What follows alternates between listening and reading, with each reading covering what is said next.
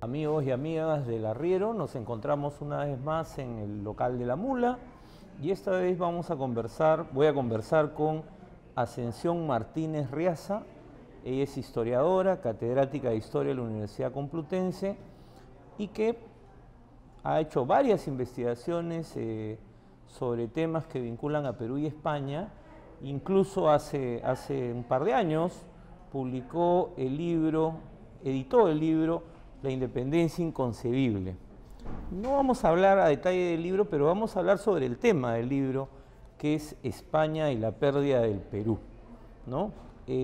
Ascensión, un gusto conversar contigo. Muchas gracias por invitarme.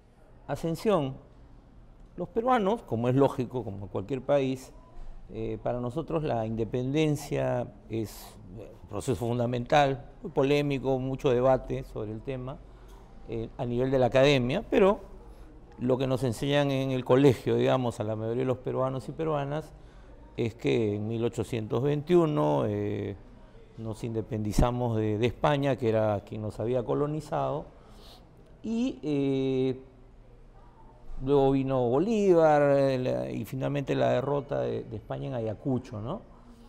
Pero es un proceso que se nos enseña como una, digamos, hasta muy mecánico, digamos, ¿no? Un sentimiento independentista que hace que se acabe la corona, ¿no?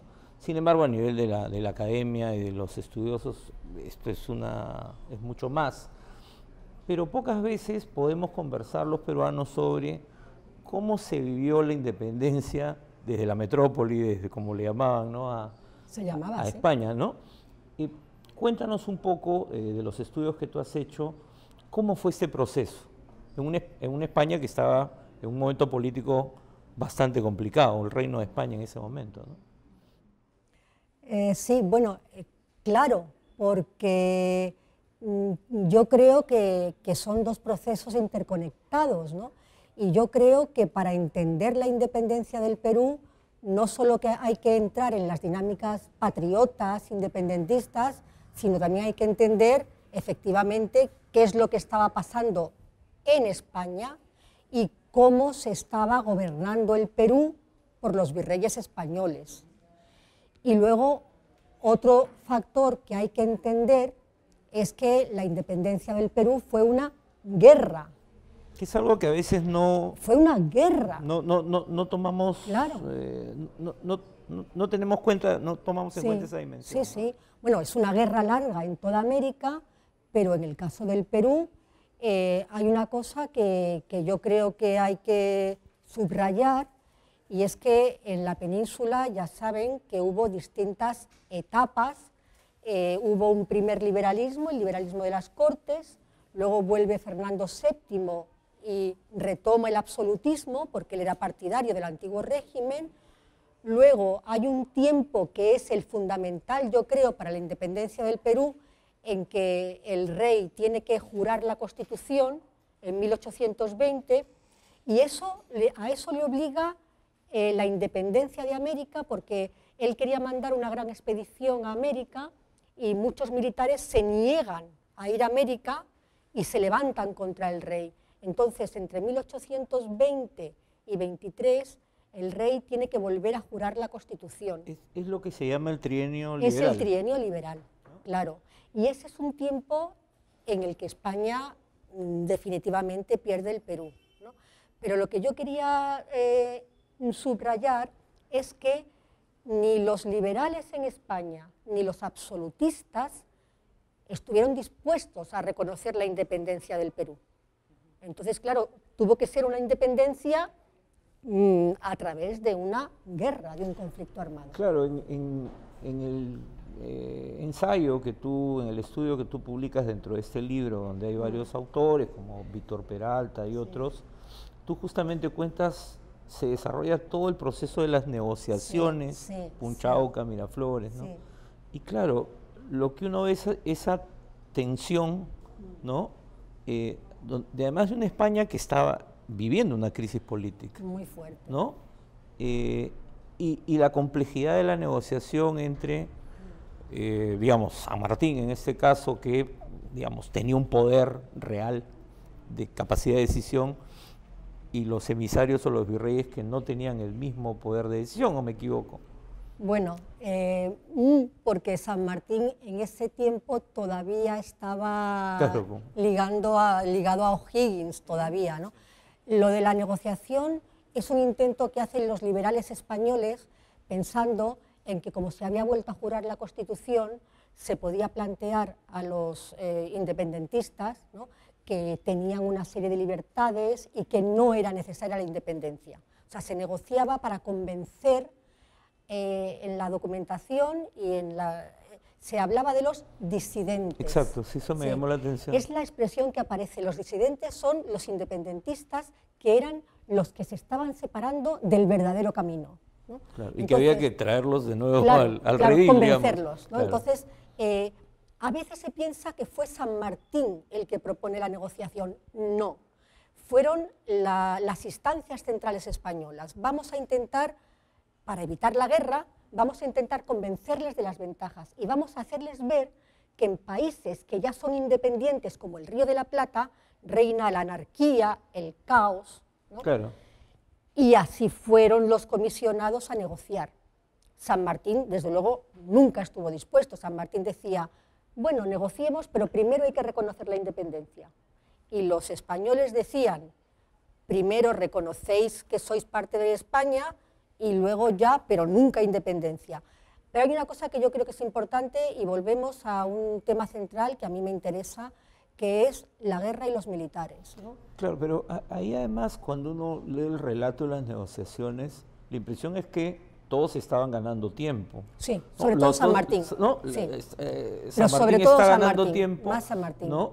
Porque es claro que él no aceptaba las propuestas, ¿no? Más ganó San Martín, pero lo que hay que decir es que los virreyes recibieron instrucciones para negociar, pero los virreyes, sobre todo el último, la Serna, no estaba de acuerdo.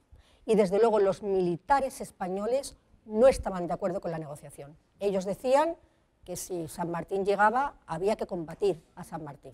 O sea que la negociación no tuvo apoyos en el Perú y la negociación fracasó y hubo guerra. Eso es lo que explica además la caída del virrey Pezuela también, más en parte. Cosas, ¿no? Más cosas. Es que son procesos muy complejos, pero claro, a Pezuela, que sustituyó a Abascal, que recuperó territorios, le cayó el perder, ¿no? Y la pérdida de Chile y la pérdida del norte, de la zona de Trujillo. Pero una autoridad debilitada la que... Claro, y sobre todo él tenía que reunir fondos para combatir, ¿no? Y entonces los sectores de poder limeño fueron ya, entre otras cosas, porque, vamos a ver, que el Perú tarde o temprano iba a la independencia porque había todo un proceso de definición por la independencia que estaba además extendiéndose por todo el continente, eso es así, ¿no? Pero a la independencia, que es yo creo el punto central, a la independencia ayudó la actuación española, tanto la actuación de los poderes centrales como la actuación de los virreyes, como los militares en guerra, ¿no? Ahora, en un contexto como el que vivía España, volviendo a la metrópoli, ¿no? Claro, y cuando uno ve el tema de las comunicaciones, además que tardaban tanto, ¿no? Sí, eso es increíble. Claro, lo que uno puede pensar, y hay el primer texto que es el de Víctor Peralta, habla muy bueno, ¿no? La opinión pública, ¿no? Uno podría tener de primera impresión, bueno, estaba tan lejos y habían perdido parte de las colonias, entonces, bueno, o sea, es un proceso inevitable, como dices tú, pero de otro lado, también hay la otra mirada, que es justamente se puede resistir, y el virreinato del Perú tenía ciertas características que hacían que pudiera ser el bastión desde el cual mantener el poder, ¿no? Sí, de hecho, y eso es lo que se pensaba desde España, pero si tú lo miras desde el Perú, yo es una de las cosas, desde la posición de los españoles en el Perú, que es una de las cosas que yo he trabajado más, ¿no? Ellos tanto los virreyes como los altos oficiales, ellos hacían una serie de demandas a los poderes centrales, ¿no? Ellos se daban cuenta que a medida que avanzaba el proceso, ellos decían, como no recibamos auxilios, se pierde el Perú. Claro. Como no recibamos una expedición militar, claro, como la de Morillo. Eso es lo que estaban, claro, esperando, ¿no? Estaban esperando. Y si tú ves lo que pasa en España, ¿no? El ministro de Guerra y Marina decían, sí, vamos a mandar una expedición, y el ministro de Hacienda decía, no, tenemos barcos, no tenemos con qué comprarlos, no tenemos con qué construirlos. Entonces, eso de que llegaran refuerzos, que para mantener la guerra era fundamental, se une a que los oficiales españoles pensaban que los peninsulares eran los que tenían la disciplina, porque la base eran los indígenas, y los indígenas desertaban, ¿no? Se iban de los dos lados. Pero claro, porque eso es otra cosa, claro, que hay una gran movilidad en los ejércitos, sí, ¿no? Sí, eso se ve. Eso se ve, y se ve como cada vez reclutaban a los indígenas desde más lejos para que no se fueran, ¿no? Y además, en el caso de Ayacucho, en la batalla de Ayacucho, hay un oficial español de los importantes, Jerónimo Valdés, que en un documento él dice que los españoles, que los peninsulares tenían que vigilar a los indígenas, porque si no los vigilaban, se iban. Claro, en esas condiciones, hacer la guerra era muy complicado. Y los oficiales españoles, por una parte, tenían ese sentido de que ellos tenían que mantener el Perú para el rey, pero por otra parte se daban cuenta, ¿no? Y la manera en que los españoles hablan ellos hablaban de la desgraciada batalla. Cuando hablan de Ayacucho, ellos dicen la desgraciada batalla. Claro, porque era el fin. Era la pérdida del Perú, ¿no? Entonces, claro, se fueron uniendo muchas cosas, ¿no? Realmente España no podía mantener el Perú, no tenía cómo. Claro, porque era, digamos, ya... No tenía cómo. Era un reino que ya no era una potencia, vamos a decirlo de esta manera, ¿no? No tenía ya nada, no mandaba nada a España. Claro. Recursos no mandaba a España, hacía tiempo que no mandaba a España, ¿no? Pero claro, era el imperio español, ¿no? Y perder los dominios, y luego, claro, la actitud del rey que era solo pacificar por las armas, ¿no? Y por eso mandó a Morillo, y por eso quiso mandar otra expedición a Buenos Aires, que fue la de Rafael Riego, que fue la que se levantó contra él, ¿no? Y la guerra continuó a partir de la entrada de San Martín de una manera muy interesante, que es eso, durante muchísimo tiempo los españoles ganan las batallas. Claro, ese es otro tema que uno ve, ¿no? Ganan las batallas. San Martín entra, incluso llega finalmente a Lima, sí, ¿no? Pero claro, el ejército español se desplaza hacia la sierra, ¿no? Y era en la sierra donde finalmente se va a definir el proceso, pero al comienzo, como tú dices, España ganaba las batallas. ¿Esto a qué se debía, digamos? Bueno, España tenía los ejércitos más, ¿no? San Martín solo hizo unos pequeños intentos, pero San Martín no organizó una gran expedición. Una vez que se instala el protectorado, no organizó ninguna gran expedición, ¿no? Y entonces los españoles desde el Cuzco fueron avanzando, ¿no? Y sobre todo estas dos grandes expediciones de intermedios las ganaron los españoles y fueron de tremendas consecuencias políticas para los peruanos, ¿no? Porque fue la caída de la Junta Provisional en la primera y la caída del gobierno de Ribagüero, claro, la segunda. Claro, porque a la vez y ganaron los españoles. Uno lo que constata es que estos 4 años, de 1820 a 1824, o sea, hay una guerra, pero ambas partes viven en situaciones de crisis, o sea, no es que hay una sola, no hay una sola posición, pero las dos partes viven una crisis interna y entonces, claro, eso a la vez debilitaba a ambos actores. Sí.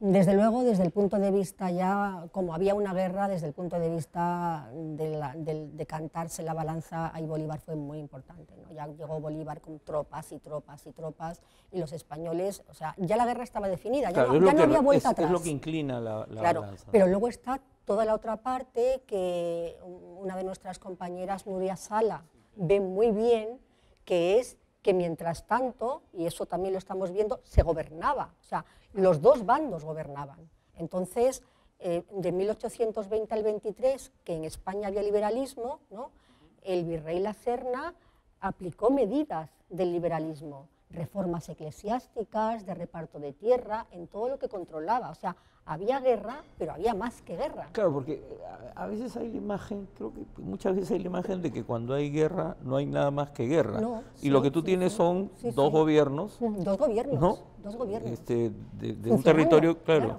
de un territorio que estaba dividido, digamos, partido en dos, ¿no? Y que cambia además, porque el mapa de la guerra va cambiando, ¿no? No hay frentes establecidos, sino que los frentes se mueven, el control de los territorios se va moviendo, ¿no? Ahora, las interpretaciones, o sea, una vez que se produce la pérdida del Perú, ¿no?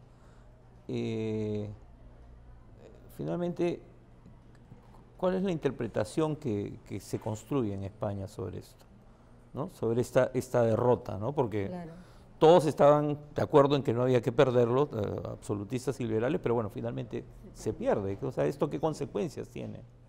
Pues francamente, a lo mejor quedaría mejor decir otra cosa, pero para España la derrota de Ayacucho prácticamente no tuvo ninguna consecuencia. Cuando se produce en España, el rey había vuelto a recuperar el poder absoluto un año antes, y en España había muchos problemas que atender, ¿no? Entonces lo que pasaba en el Perú era algo distante y lejano. De hecho, tú miras la prensa española, sí, claro, y prácticamente no aparece. No aparece, sí. No solo no aparece, sino que yo he llegado a ver noticias como si el Perú no se hubiera perdido. O sea, claro, una imagen totalmente distorsionada, claro, de lo que estaba pasando. Bueno, pero cuando llegue el momento tenemos que reactivar las minas del Perú. Y te estoy hablando del 27, que minas del Perú, ¿no? O sea, había toda esta corriente, pero no hubo un impacto social por la pérdida, porque la sociedad española estaba en otras cosas, estaba cambiando la vida de la gente, ¿no? Que si reformas liberales, que si ahora vuelta al absolutismo. Eso afectaba porque es la reforma de la Iglesia, la reforma de los campesinos, eso estaba afectando, ¿no? Y la pérdida del Perú no afectó, o sea, no hubo una reacción como cuando España pierde las últimas colonias de ultramar, cuando pierde Cuba, Puerto Rico, claro, por muchas razones. Que eso sí genera un movimiento, claro, de debate. Por muchas razones, porque era lo último, la misma identidad de España, ¿no? Porque estaba la prensa del 98 no era la prensa, claro, del 24, ¿no? Los periódicos, prácticamente no aparece Ayacucho en los periódicos, ¿no? Y luego porque además no estaban llevando soldados españoles al Perú, ¿no? Sin embargo, a Cuba llevaban, a Filipinas llevaban, y eso a la sociedad española sí que porque se llevaban a los hijos de la gente, ¿no? Y todo eso, ¿no?